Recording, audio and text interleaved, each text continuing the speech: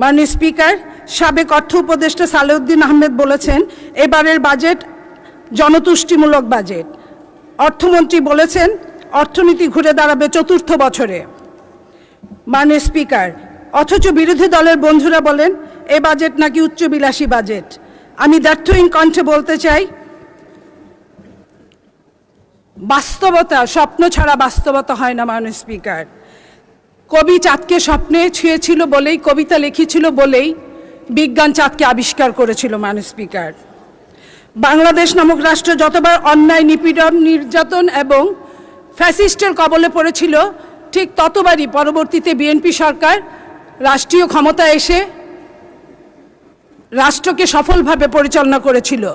সেই 1975 সালে যখন হেনরি কিসিঞ্জার বলেছিল তলাবিহীন ঝুড়ি বাংলাদেশকে, বাংলাদেশের গণতন্ত্র ছিল না, বাংলাদেশে খাদ্য ছিল না, বাংলাদেশের মানুষ দুর্ভিক্ষে নিপতিত হয়েছিল।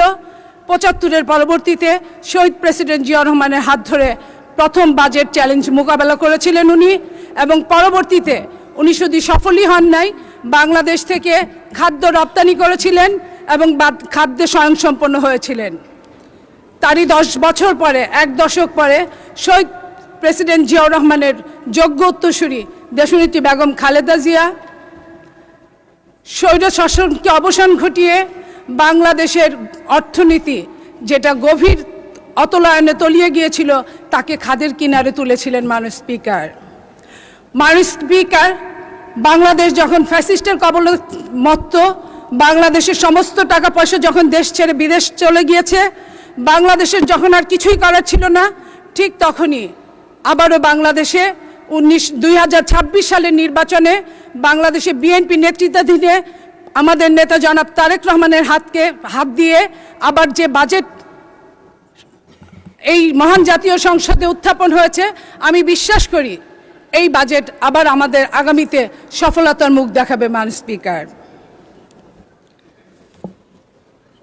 স্পিকার, বিএনপি সরকার জনগণের সরকার। তারা বিশ্বাস করে আব্রাহাম লিঙ্কনের ভাষায়, by the people, of the people and for the people. তাই তারা অকপটে বলতে পারে আমার আগে আমরা, আমাদের আগে দেশ, সবার আগে বাংলাদেশ। মাননীয় স্পিকার, গত কয়েকদিন আগে বিরোধী দলের একজন সংসদ সদস্য বলেছেন কওমি মাদ্রাসায় নাকি বরাদ্দ দেওয়া হয়নি।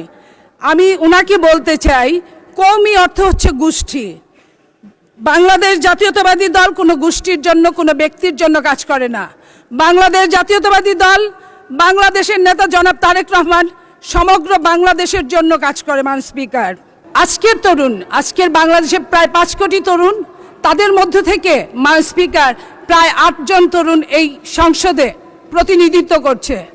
আমরা আশা করেছিলাম এই তরুণদের কাছ থেকে যে এই তরুণরা, সমগ্র তরুণ, যে তরুণরা ব্যাক টু দ্য প্যাভিলিয়ন, 24-এর আন্দোলনে যারা ফিরে গেছে, বিশেষ করে তরুণীরা, তাদের কথা বলবে, তাদের উন্নয়নের কথা বলবে, তাদের ভাগ্যের কথা বলবে, তাদের চাকরির কথা বলবে। কিন্তু আমরা অবাকভাবে দেখেছি তারা এসব কিছুই বলে নাই। একমাত্র তাদের একটাই কথা, গণভোট। এই ছাড়া তারা আর কিছুই বলতে শিখে নাই। বিএনপি সরকার 2026-27 অর্থ বছরে আগের অর্থ বছরের দ্বিগুণ, প্রায় 69,409 কোটি টাকা বরাদ্দ রেখেছেন, যা জিডিপির 1.01%।